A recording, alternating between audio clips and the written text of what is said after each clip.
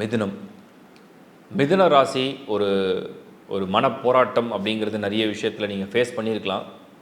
But இந்த advance ப்ரிடிக்ஷனுடைய நோக்கமே என்னென்னா 2025 உங்களுக்கு வந்து மார்ச்சில் நடக்கக்கூடிய அந்த சனியுடைய ட்ரான்சிஷன், ஏப்ரலில் ராகு கேது, மேல வந்து குரு.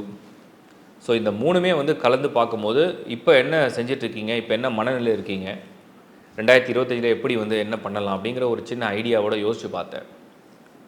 அப்போ நான் என்ன நினைக்கிறேன்னா, உங்களுக்கு வந்து சனி வந்து இப்போவே 9th ஹவுஸில் இருக்கார், ஆக்டிவாக தான் இருக்கார், ஒன்றும் நெகட்டிவாக இல்லை. அடுத்த ட்ரான்ஸ்லேஷன் வந்து உங்களுக்கு 10th ஹவுஸில் மூவ் பண்ணிட்டோம் சனி. குரு வந்து உங்களுக்கு இப்போ 12th ஹவுஸ்லேருந்து 1st ஹவுஸ்க்கு மூவ் ஆகும். ராகு வந்து 10லேருந்து 9, கேது வந்து உங்களுக்கு 3rd house. So translation observe பண்ணி பார்க்கும்போது மிதுனம் ஆக்சுவலி யூ ஆர் ஓகே. இப்போவே ரொம்ப மோசம் கிடையாது, அடுத்த வருஷமும் பரவாயில்லையாக தான் இருக்குது, நெகட்டிவாக பெருசாக இல்லை. இருந்தாலும் பர்டிகுலராக ஏதாவது பாயிண்ட்டை மென்ஷன் பண்ணலாமா அப்படின்னு நான் சொல்கிறேன். சனி வந்து ஒன்ஸ் உங்களுக்கு 10th ஹவுஸை ரீச் பண்ணிட்டாருன்னா 10ஆம் இடங்கிறது உங்களுடைய ஜாப் அண்ட் கரியர், உங்களுடைய ஒர்க் லைஃப். ஸோ அங்கே வந்து ஒன்ஸ் சனி போகும்போது பயங்கரமாக ஹார்ட் ஒர்க் பண்ண வைப்பார்,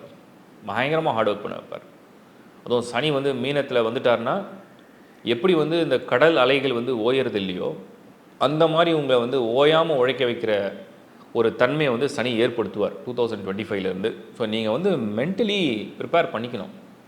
ரொம்ப கம்ஃபர்டபுளாக சும்மா உட்காந்துட்டுலேருந்து அழகாக வேலை செஞ்சு சம்பாதிக்கலாம்னு நினச்சிங்கன்னா அதை சனி நடக்க விடாது.